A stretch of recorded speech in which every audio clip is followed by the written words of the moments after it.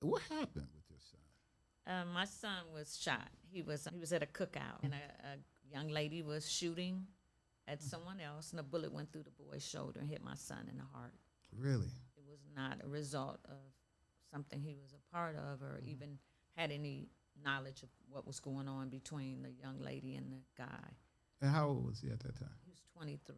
Wow, wow. And I know that was something that really devastated you, like you said, and you went through a point in time of just having to grieve and go through all of that to get through that. And you said as a result of that, it helped you change your perspective on some things. At that time, my son got a chance to see me be in real estate. It was the day before he passed, that weekend, I had just given him a car because I bought a Jeep and I had a Toyota. I just got my license a few years before. Needed one SUV. So I gave him my car, and that Monday he was going to get the title transfer. Unfortunately, he passed. He got killed. But he had the opportunity to see me be in real estate. This is Strategic Moves with Kenn Dowell. What's up, everybody? You tuned in to another episode of Strategic Moves. I'm your host, Kenn Dowell. This is a place where we bring art, culture, politics, and business all together, and we do it every Sunday right here on this channel. But when I'm not shooting this podcast, I'm the owner of Strategic Resources, where we specialize in political campaigns, government, and public relations. I've been doing it around this city and this state for over 25 years, met some amazing people along the way, and I want to make your next move a strategic move, and this show gives me an opportunity to do just that. So today, we're going to talk to a young lady who I've known for quite some time. She's been doing real estate in the city of Cleveland for as long as I know. She helped me buy my very first house, and she's been a mentor to my daughter, who just got into real estate as well. And we're going to sit back today and we're going to talk about home ownership. We're going to talk about what it takes to buy a house in the city of Cleveland and the surrounding area, and what you can do if you're ready to start buying you a home. Without further ado, I want everybody to welcome Miss Carol Joyner to our program. Welcome, Miss Carol Joyner. Oh, God, you got a big It's always a privilege when I get a chance to talk about what I love doing, and that's home ownership, helping people make dreams come true. Yeah, Carol, you got to give us a little bit about it. As our show and as we do, we like to start off our program by asking people, are you from Cleveland? Cleveland, born and raised from Cleveland, Ohio, in the inner city of Huff Avenue, where they're building all those buildings, Cleveland Clinic to the south of it, the lake is to the north. Oh, so you grew up in Huff? I grew up in Huff. That's my exactly God. what it is. I grew up in Huff, born in Cleveland, black in Cleveland, as they say. So you went to East High? I did not. No. I attended all-girls school, junior high, Luladale Junior High. Oh, everybody remember Luladale. Yeah, everybody remember Luladale. Charles Orr Elementary School, walk right out the door and run across the street to the school. But I graduated from John Adams. I'm a rebel. Okay. Did John Hay in the 10th grade. Okay. Won't talk about the transfer situation. It was either transfer or get killed by my mom. She didn't play. You're going to get them A's. So the choice was to go to John Adams. So you went to John Adams. Oh, okay. I did. Graduated in 1977. And so what did you do out of high school? What was your path? I know you wasn't always a realtor. No, I wasn't. My passion was fashion. Okay. I sewed in junior high school, modeled in fashion shows when I was young.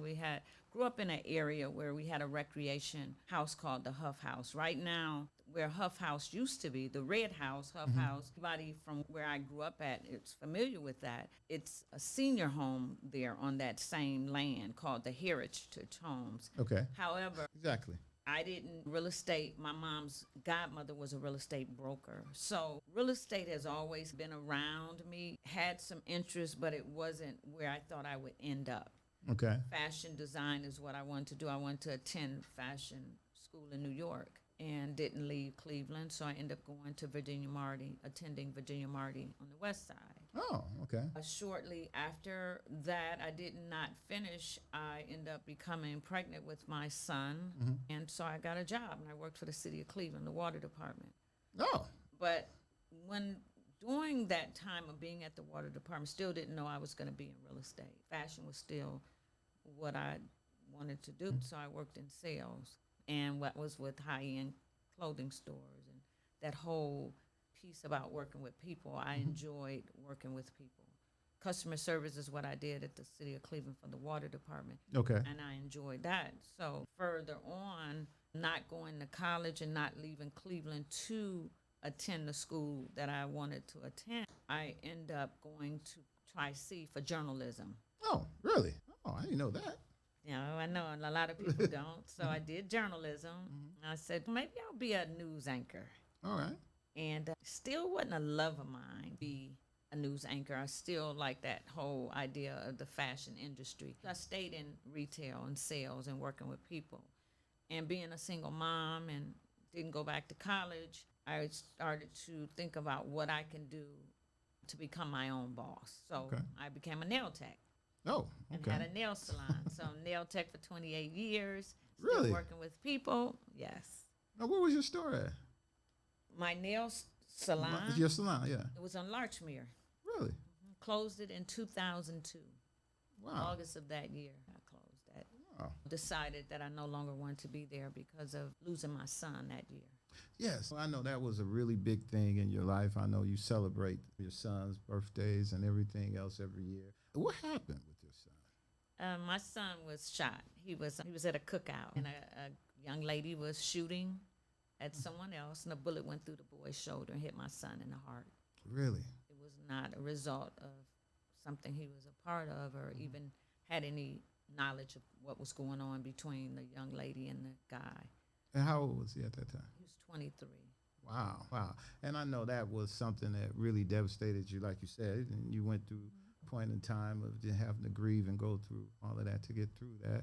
And you say as a result of that, it helped you change your perspective on some things. At that time, my son got a chance to see me be in real estate. It was the day before he passed. That weekend, I had just given him a car because I bought a Jeep, and I had a Toyota. I just got my license a few years before.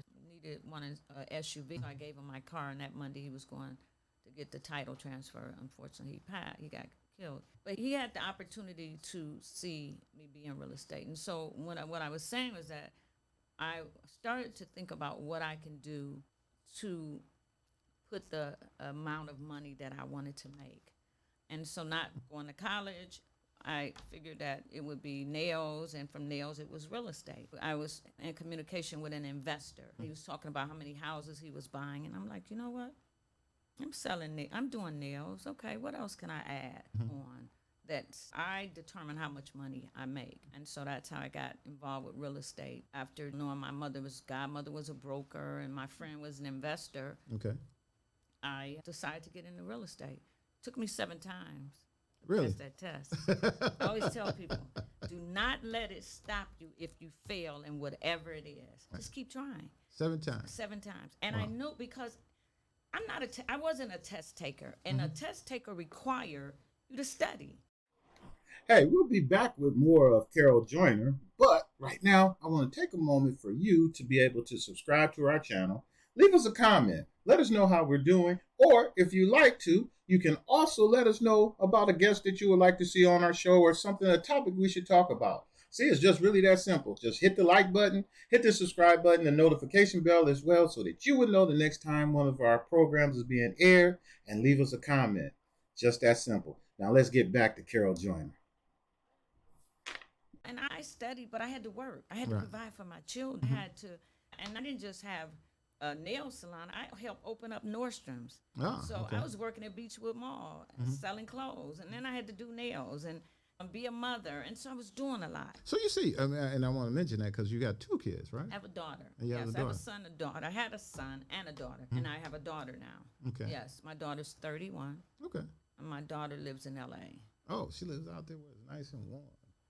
Son is. That's why she ain't coming back here. She left college and went to L.A. when she was 19. Really? Then she left L.A. and moved to Atlanta. Okay. And she decided that she wanted to go back to L.A. Really? That's cool. The young people, they can do it. They can move. She don't have any children. She can. Don't let any. You're young, you know, and. That's awesome. So let's talk about this real estate thing. Okay. And so 7 times is the charm. You got your real estate license, and you like, hey, I'm ready to roll off and get this. You remember your first house you bought, or your first house you was able to sell? How long it took you to get your first sale? Not very long. And my first house I actually bought it the year before I got licensed. I actually bought it while I was licensed. Really? and it was a 2-family. And I always knew that my first house was going to be a 2-family because I looked at it as my tenant could pay my rent. Oh, so your first house, you sold it yourself? I was the buyer and the listing. I bought it from an agent. I was the buyer. Okay. But I was in real estate. Okay. And you bought a 2-family house? I bought a 2-family house. Okay. And so after that, how long did it take you? And you say you've been in real estate now, how long? 23 years will be, I want to say this year, if it's not. Thing after 20, I say 20 plus. Okay. It's about 23 years, maybe 22. So I know that the house that we moved in, hell, we done been there almost 19 years now. I mean, you help us put that together. And wow, it's been that long, right? Yeah, it's been 19 years since we had an opportunity to buy that house.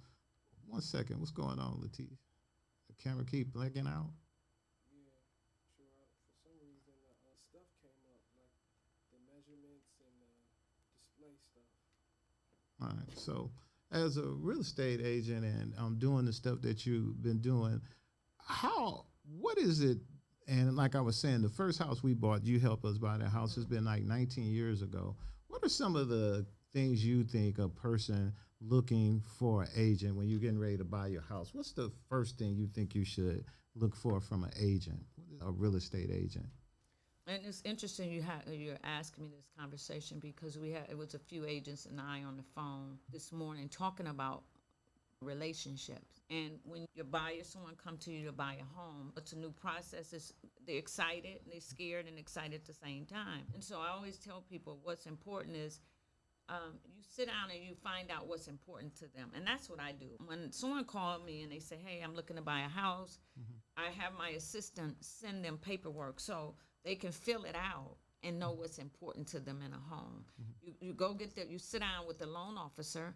If you come to me and you have not met with the loan officer, I give you 3 to pick from and let you decide. It's all about communication and who you feel comfortable with. And so the first thing they would do is get pre-approved to see what their buying power is. Generally, when they come to me, they ask me, I don't know anything about the process. And I said, have you sat down and spoke with a lender? And they say no. So when you say sit down and talk with a lender and get pre-approved for a home, if I wanted to buy a home, I could go to you as a first stop should be to talk to a realtor. And from there, you can help, maybe in some cases, if you got a good realtor, they can suggest you to a few places that can possibly help you buy a home at that time. Absolutely. And the first stop, if that's, because generally that's what someone say, I want to go buy a house, and they call a realtor, really you should sit down with a bank. Okay. Because you need to know your buying power. That should be your first step. Your first stop is your bank. Okay. Know what you qualified to buy.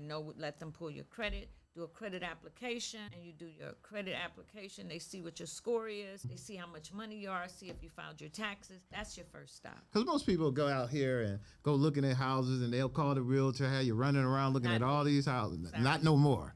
Not me. I imagine in the beginning. That's why I say not no more. I didn't because, Nope. I had a mentor. Okay. And it's important to follow. I started with a big company. Okay. And I followed what they did. Okay. And people did because you don't know and you're excited. Hey, now I'm not going to say I did not show anybody Correct. a house Correct. that was not pre-approved. Correct. But they don't know what they want, and you'll be looking at 99 houses. That's and correct. what are we doing That's this correct. for? It's like That's going right. to the store to That's buy right. some shoes and you don't have any money. That's correct. Why am I? You window shop. You window shop. I don't window shop. Sorry. I'm going to say this now. Now my friends. I'm and going to say somebody I because know, Carol did a lot of window shopping with us. I do. I liked you. You did a lot of window Like shopping. Doe couldn't call me and say, and I had that happen to me. Yes. Hey, I did a lot of window shopping. You did a lot of window shopping. And recently, with me. probably Right. a year or so, we did a little window. But we said that was 19 years ago. It was because a lot of window shopping. I didn't only sell you all your house. I sold the house that Yeah. you come from to Right, that exactly, house. exactly. So we built a relationship. Right. It's about relationships. It's not for me. That is what has carried me. That's correct. And I've been blessed all these years. I love what I do. It's not just a job. It's a relationship to me. And I want my clients to be happy and know that it's not about a check. The money's going to come. That's correct. I want to know that you're comfortable because I have people come in my office. Out of my years of being in this business, I probably had 2 people that was not satisfied. Really? That's good. And for me, that's a blessing. Yeah, that's huge. And it's my heart. This is what I do. When I talk about it, I love it. And people say, you didn't farm an area, right? No, my pulse is on the city. That's correct. So I need to know what's going on in Seoul, in Chagrin Falls, on the west side. And I've sold, the farthest I've sold a house, I don't know if Chardon, I had a 10,000 square foot home in Chardon on the market. Wow. And it took me about 30, 45 minutes to drive there, and that was okay. And I'm not, the furthest I've sold a house is just recently. Okay. In Columbus. I had a listing. Okay. And I sold it. And I drove to Columbus. All right. Because I can sell in Columbus. And here in Cleveland, around Ohio, I would say Chardon, Ohio, and North Ridgeville. Okay. So I'd like to know what's happening in the city. And so for me, it's like when I got my nail license. Some nail techs don't do pedicures. And I'm like, how you going to be a nail tech and you don't do feet? So I wanted someone, if they came through that door and they said, Carol, I want a service. And I can offer them all those services. Correct. Now, to say that in selling real estate, am I going to offer them the loan? No, I'm not going to do the loan, but I'm going to know who to. Send you to. It's like even with my inspectors, I'm going to know who the 3 inspectors I'm going to send you to. So when it comes to real estate for me, I want to know everything that involves. But that's the advantage of having a good realtor, and to our point. Let's stay on this thing. So if I go into a bank and I get pre-approved, there are several ways you can be pre-approved. You can be FHA, you can go VA if you have a veteran, if you've been in the military and served some times, there's VA loans that you can take. There's FHA, which you can do FHA, which is, what's that, 3% down now? 3.5% is FHA. Okay. Conventional is 5 to 10%. It can go as high as 20. But they have another loan, the USDA loan. I've never done. I never heard that one. They have several type of loans. They have an agriculture loan, I think it's called. So I try not to, if I'm not familiar, to elaborate and go into detail. But the most common ones. The most common loans are for home buyers, Yes, first-time buyers, yeah. are conventional and FHA. FHA, if your score is not strong enough to go conventional. And FHA, now you can do 580. You got about 580 and qualify? Now it's, because we're in a different market now. Okay. We're not in a market like we were, say, a few years ago, even last year when interest rates have went up. So now you have loan officer, we're in a different market and looking for business. So they have programs. A year or two ago, maybe 2, you couldn't even find down payment programs. Now they're giving $10,000 to Really? help people getting their first home. But you have to have some skin in the game. You can't have a 400 credit score and call, see lender and say, hey, I want to buy a house, but I have no credit. So let's talk about that real quick as it relates to down payment assist. Again, we're trying to help some of these first-time home buyers. Where are there places that do first-time home buyers? Of any, and we're not here to push no program or nothing, but get examples of what you would say like that. And I'll throw one just to give you an example. I know that the county has a down payment assistance program. So in certain areas in the county, if you move in. So any other ones? And that's what I was going to say. Because people, they say first-time home buyer programs. Correct. They got away with, per se, if you're a first-time home buyer, because you or I, if we haven't bought a house in 5-10 years, we can be considered first-time home buyers. Really? No, I didn't know that. And so, after 5 years, you can buy another house, and they'll say, okay, they ask, do you own a house? To them, we're not a first-time home buyer, but it's after so many years, they don't look at, you can move out of an FHA house. And give another FHA? Absolutely. Wow. A lot of people don't know that. The other part is, when it comes to a first-time home buyer, in their mind, they think about, oh, I'm a first-time home buyer and I don't need any skin in the game. That's not true. No. So I always be clear and say to people, you as a first-time home buyer, you want to make sure and talk to a loan officer or someone that's in that industry first. You will know what it is. You need credit score. You need to know that you got some money in the bank and you're not bouncing checks all over the city. That's correct.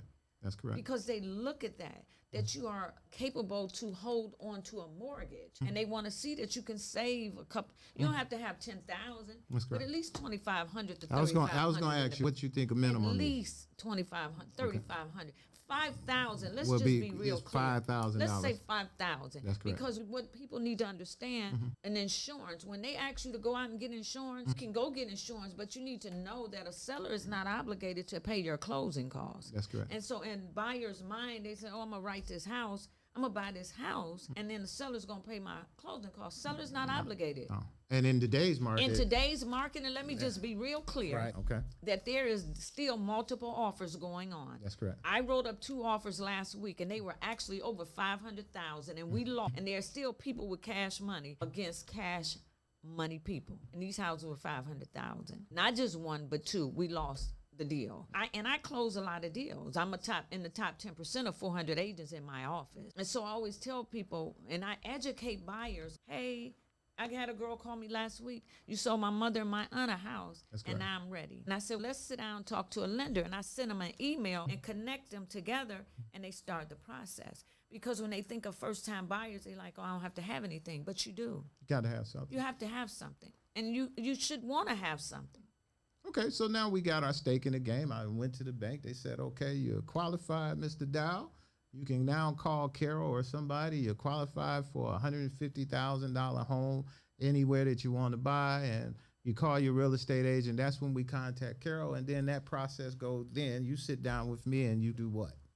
So then I sit down with you and I give you these papers that ask you what's important to you in a home and how many people, and it's all the decision makers here that makes the decision. That's an important one. That's very important. 'Cause see, if I sold Susie a house and then tomorrow we put an offer in, and she tell me on Thursday My husband got to come see her it. husband who been in the Air Force and now he on leave for the next 5 years. Right. It's a problem. That's a problem. Because we in the contract and you done did your inspection, all that, and Billy may not even like it. That's correct.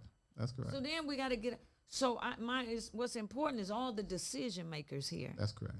Okay. Baby, Lottie, Dottie, and everybody. That's correct. That makes it real easy. That's right. That's right. So then when it comes down to that and looking for a home, I guess everybody always want that house that they can't buy and all of that looking through. How do you help a person weed through that process? I guess you say it's pretty easy. If you only got $150,000, that's all you got. Here's the thing for me. They come to me with a $150,000 approval. I'm not going to show them a $150,000 house. Okay. Especially not in today's market. Once I see what's important to you in a house, I always explain to my clients is don't look at everything new because it's just cosmetics. As long as the foundation, the mechanicals, and the roof and all of that is sound, you can paint and do everything else. So space is key because in today's market, everybody's running after new. Okay. And so you're getting in a bidding war. And so if you got approved for 150 and you bring me a house that's 150, guess what? You can't put an offer in. Because it's going to get Because now multiple. you need to go over 150 and put that escalation clause in there that's going to give you $500 to $1,000 increments and not to go past Got you. a certain number to get you even in the race. Wow. So it's important. 150,000. Yes, we want at 150,000. You want a 2,500 square foot home, and you want 3 full baths, central air with a finished lower level, and an open galley kitchen. Not gonna happen in Solon. I'm just saying. Exactly. All right, so now, Carol, you done got me down. I done found my house in East Cleveland. No, we don't gotta go to East. Put me in East Cleveland. And you don't have to be in East Cleveland. No, and I'm not bad And because now East listen, Cleveland, let me because tell you me and you something. did a lot of shopping in East Cleveland. And it's Millionaires Yeah, Row still exactly. going on in East I Cleveland. remember And I one- just sold 2 deals Exactly. in East Cleveland. It was about 5 blocks, maybe 4 or 5 blocks in East Cleveland that I remember just circling day after day, waiting on a piece of property to come available because it was in the right place of where I wanted to be. So that's not a slight to East Cleveland. So I found my house in East Cleveland. I'm there. Now, Carol, you got me in this crib. Now, the next thing that most homeowners need to understand then is before I buy this house, you mentioned this earlier, we should get an inspection done. And how important is that? And how did the realtor work in that aspect of the deal and helping me as a first time not buy something that's not good for me? And if it is, what's your role as the realtor? And one thing, that's good you asked about inspections, because when I bought my first house, I didn't do it. I was too excited about this Correct. 2-family house, and it was such a good price, and end up FHA appraiser came out, and guess what he found in the house I bought? Termites. Yep.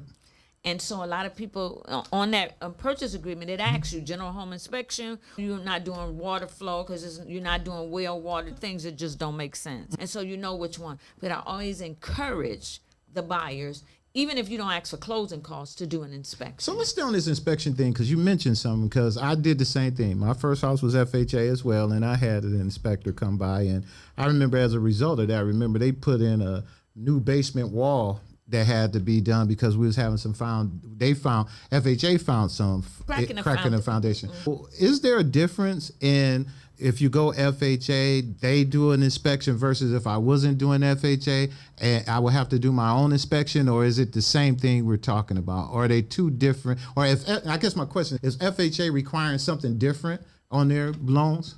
FHA are appraisals. They're appraiser. They have their own appraiser. Appraiser is not an inspector, so let's clarify that. All right, there you go. Help me with that. You have your buyer. Okay. On the contract says general home inspection. That's for correct. your own personal purposes. So a buyer, That's and correct. I always tell them, and inspectors can make or break a deal. Okay. They're really going to scare the shoes off of a buyer who have thin skin. Okay.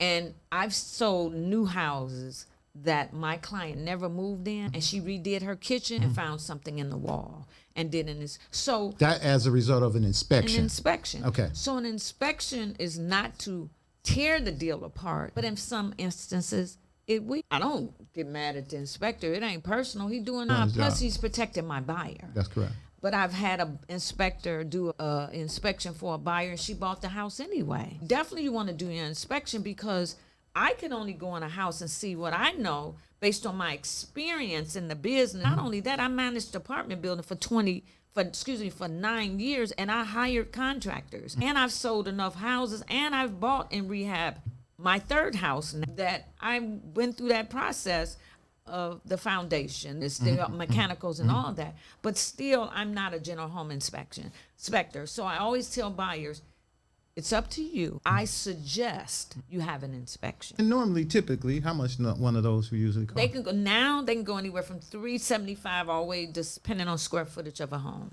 based on, but about $375 up. So the inspection comes back that there are some little things that's going, and in some cases, in some cities, they still do the point of sale inspections, correct? Yes. Where the city will actually come out. You want to explain what a point of sale is? And different municipalities have point of sales, and that's when they come out, when they do their annual inspection before you sell a home, and you either assume the violations or the seller fix them. It just depends. And some of those, is that usually on the same line of your inspector? If you got a good inspector who came out, they usually catch some of the same things. Sometimes, yeah. But the city could hit.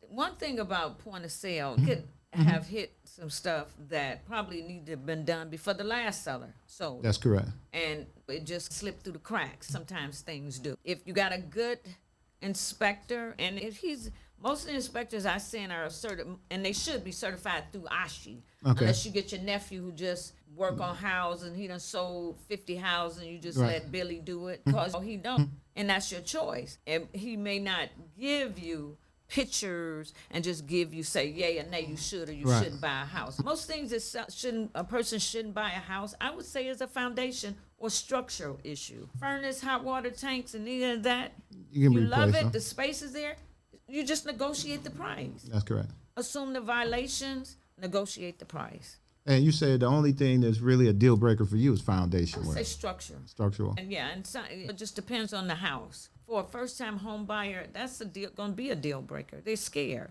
Or a wet basement. Yeah, wet basements for sure. Definitely a wet basement. So, Carol, now I done went through that, and I got my home inspection, point of sale inspection, and went through. We're looking pretty good, and now it's time for an appraisal. And the appraisal, basically, you want to tell our audience, for people who don't know, because we're assuming people watching our program today are people who are looking to buy a house for the first time. So, Carol, now I'm like, they said I got to pay and get an appraisal.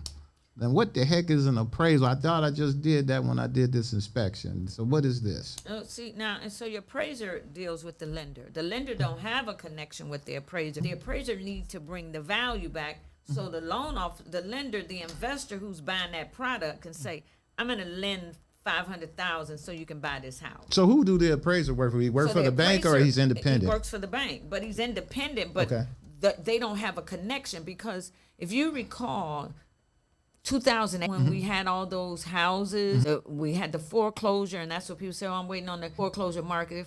Foreclosure market is probably not going to hit like it did in 2008. Okay. To be quite honest, if they watch national news and things like that, they'll see that it probably isn't. The lenders are being very strategic and careful how they lend money. And now you cannot call the appraiser and say, hey, I need you to appraise this house. They're not connected. Because when you call the appraiser, I need you to bring the value back at $550. It's crazy. It used to be a time people used and to it really used to do be that. a time. They used to, and we all know. Yeah, they used to literally do that. They used to do that, and that's why we had. Yes, right. You're exactly right. Those 10,000s all over the world, millions of homes in foreclosure. That's correct. That's when all of that took place between 2008. They had all those houses, and people were getting houses of $6,000. That market is probably not going to happen because the houses now it's just changed now. So the appraiser for that buyer that's out there that doesn't know, the inspector and the appraiser are two different. The inspector is to let you know what's maintenance,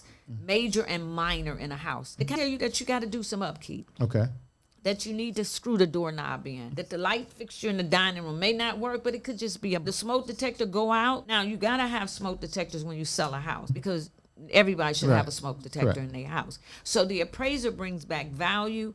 The general home inspection is to tell you what's major and minor in a house. So the inspector comes out, my appraiser is out, he does that. Is that a cost to me up front? It is. And the cost is your loan officer, when they do that application, there's some things that they should discuss. I'm not going to say that they always do. They do the application. You sit with the application person, which is your loan officer. The loan officer goes the processor and then the underwriter. But somewhere in between that, they should let you know that there is a fee for an appraiser, and you'll pay it. It's like $500, $600. Can't tell you that exact amount, but it's somewhere in between there. Absolutely. So, and we're going to get to that because I want to keep us on point because at the end we're going to talk about all the fees. But that's another, as we would say, you will have to pay for your appraisal to get up front. Now, we was talking about FHA and VA and conventional loans. Is there a difference in those appraisals when you were saying an FHA appraisal? What's the difference? Why is there a difference or is none? And we're just saying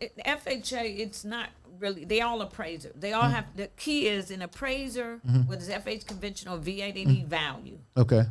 They tend to say FHA and VA is a little stricter when it comes to their appraisals. Okay. Because they look at things that maybe a conventional might let get away. Okay. And not so much that they're letting it get away, but it may not be as important because VA and FHA is backed by the government. That's correct. So the conventional, you might can slide with maybe no handrails going down the steps. With an FHA, 5 steps or more, you need a handrail. Okay. So there's just it's little things. guidelines and quirks they have in the law that they want to make sure they do before they will back a house. Let's say if that I still my $150,000.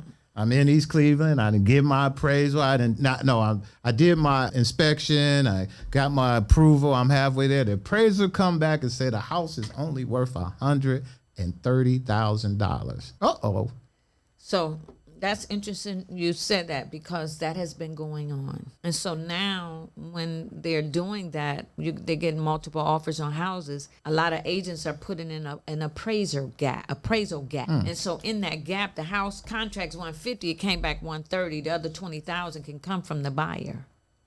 So that's how a lot of deals have been being done. So were they gifting you the other 20? No, the buyer's bringing cash. I want this house so bad because you see. Well, let's say I get you. That's if I'm in a battling war. No war. No war. You go to the seller. If the house comes back at $130, now we have to have that come to Jesus conversation with the seller. That's what I want to talk about. Let's have that. Let's talk about that. Let's talk about that. So you had that come to Jesus conversation because that's what it is, a come to Jesus conversation with a seller to say, my house is now worth $130 and I got a contract saying $150. Sometimes it could be a problem. Really? Seller have to make a tough decision. Seller has to decide. But a good agent will have that conversation up front with the seller about when they even listed it a little higher than what it was worth. They knew it was. So everybody want a little extra. Right. And if the comps that maybe about 5 blocks down the street, 10 blocks up the street, and you saw it sold and it was the same kind of house, so you thought it could be worth that. But realistically, you kind of have an idea. So as a seller, I'm the seller. I'm going to flip it real quick. Now, I'm the seller. You done came. We having this come to Jesus meeting. I'm mad at you Because Yeah, I you definitely swear gonna be mad at you me. ain't doing your job. You ain't bringing Absolutely. nobody in here. You bringing these weak ass people. Ain't trying to buy my house. It don't make sense for me to say, heck with you, Carol, and go hire somebody else because that appraisal going to come back and be the exact same Stays on thing. the house. The appraisal stays with Oh, the now house. what you mean by it stays with the house? So you can have an appraiser, and I can't tell you right off the top Mm-hmm. of my head, but it has happened before. A FHA appraisal came back. It didn't sell. The house didn't sell. The FHA appraisal don't just go away like that. And I think I'm not going to give a time frame, but it stays with the house for a certain time For a frame. certain period of time. Until they release it. So it has to be released. So if I did say I'm done with Carol, I'm relisted with my daughter. She's a realtor. She's going to work harder. She comes in with a buyer, and the buyer goes through the same thing. When that appraisal comes, he's going to know that it was It's out there. appraisal. Absolutely. Wow. FHA appraisal is out there. Wow. Because it's going to have that number. It's a FHA number on that Assigned. appraisal that it was assigned to that property. So they need to be mindful of that. Absolutely. All right, so now I done did that. I done convinced myself, okay, I'm going to the seller decide, all right, kid, we're going to sell you the house. I'm happy. The deal's good. I got my house below market value or whatever you want to say. We moving on. The realtor now is happy. We're ready to take you into closing. Now at closing, that's when everything goes down and that's where you sign and you go through all of your stuff there. But prior to that, and that's where I wanted to go there are some fees that were along the way, and we need to talk about that. You talked about that we agree that at a minimum, you should try to have about $5,000. We're going to say at a minimum. You can have a little less, but come on, y'all. I would just say safety. Safety. I would say, and you know what, let's see, since we're talking first-time home Yes. buyers, let's say $3,500 to $5,000, To just to be comfortable. And I'm going to stick at 5, and But you're I going like to see the why. $5,000 because You're going to have these costs. you're going to want to buy. You're going to have some costs. Seller's not obligated, but you still don't want to tap your bank account out. And that's the other thing. You don't want to be broke moving into your new house. And you don't want to go swipe that card, buy that couch set that you couldn't resist. Correct. Because now you got pre-approved, and that'll kill your deal. That's huge. It will take your credit score down. And that's a mistake a lot of people make Oh, too. absolutely. You get pre-approved and now it's, I you can go buy buy my a car. furniture. I can go buy this or that. Or like you say, buy a car because in your mind, you done waited a year or two saving every dime you got because you knew you wanted to keep your credit. As soon as you think you're good, you just jump the gun. You got to wait till you get to that signing, but you jump the gun and you go buy it. It does affect the deal. That's a great Absolutely. point. Absolutely. So we talk about this $3,500 to $5,000. Me and Carol's going to agree on that you need to have just about a down payment. Now, there are some costs up front that you need to know. And for that, we talked about this appraisal cost is up front. There was going to be your inspection fees that's up front because you may have to do that. Any other fees you think that a buyer may need to have in your head, know that you may have these little fees before you get to closing. Yeah, you got an application fee. That's not Yeah, free. that's so true. to start out the gate, you have an application fee. That's true. And then the lender may even credit it. Some of those fees they credit back to you. Okay. So you got an application fee. You got your appraisal fee. You definitely want to have your closing cost money, even if you don't need it. And what is included? And closing costs can be 3 to 6%, depend on the lender, and it depends on the price of a home. $150,000 home that you're buying, that you're looking to buy.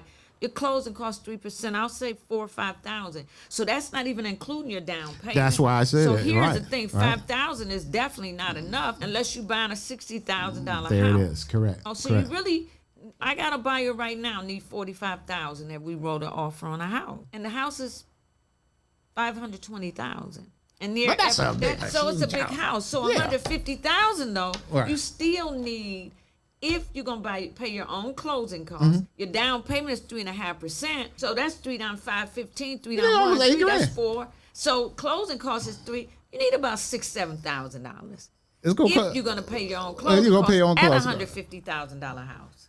$8,000. $8,000. $8,000, people. You want to buy a house in the city of Cleveland? $8,000. You want to get with Miss Carol Joyner and get going? You got $8,000. Not to say we can't talk, but $8,000 would be a great start. It will be a great start, but listen, let me also say to you people that's looking, not just in the city of Cleveland. If you work in a Right. university Yeah. hospital, Exactly. Cleveland Clinic, they have money out there. They Right. have the Greater Circle Living program that will give you up to $30,000. Now, don't get it twisted, not 30, up to. You could get 30. I've had buyers to get the 30,000. City of Euclid, I sold a house in City of Euclid. The buyer got $10,000. She had some of her own money. There are programs in certain communities that's giving money to get you. Shaker has one. They want to diversify. Okay. So they have programs. So a check. Ask someone, Google it. You don't know, get a good realtor, and they can give you all And they'll tea. give you all that. That's right. So, Carol, I think you done took us down that path. We know that in buying a home in greater Cleveland area, and we know that in the city of Cleveland and the outskirts is all in different amounts. But if you're a first-time home buyer, and we were talking today, Carol was giving some tips on what you can do to save up and to be ready to buy your first house. So what I want to do, Carol, I want to thank you for coming on our program. You did an excellent job. We covered a whole lot. And as we do in every show, and all Carol's information of how you can reach her, how you can get in touch with her, if you're looking to buy a home, how you can reach her. She's a realtor over at Keller Williams Realty, and she will give you, I have in the description, everywhere that you can reach out to her and get ready to buy your home. Carol, like we do at every show, we end it by letting you look right there at that camera, and you get a chance to tell the people anything you want to tell them about what's going on in your world, how they can reach out to you, how they can get in touch with you. If you got something, you got a big house you want to list and tell everybody is up on the market, you can do that. Whatever you like, it's up to you. So first I want to thank you, Ken, for allowing me to just have a conversation with you about home buying, because there's a lot of buyers out here. I can be reached at Carol Joyner. My phone number is 216-554-3413. I'm with Keller Williams Greater Cleveland, Chagrin Falls, Chagrin, Ohio, Beach, and Chagrin Boulevard, Beechwood, Ohio, 29225 Chagrin. And of course, I do have some houses coming up, quite a few. So I have some on the market. You can follow me on the Joyner Group on Facebook or at the Real Estate Mogul 2 IG, or Carol_Joyner KW Realtor IG.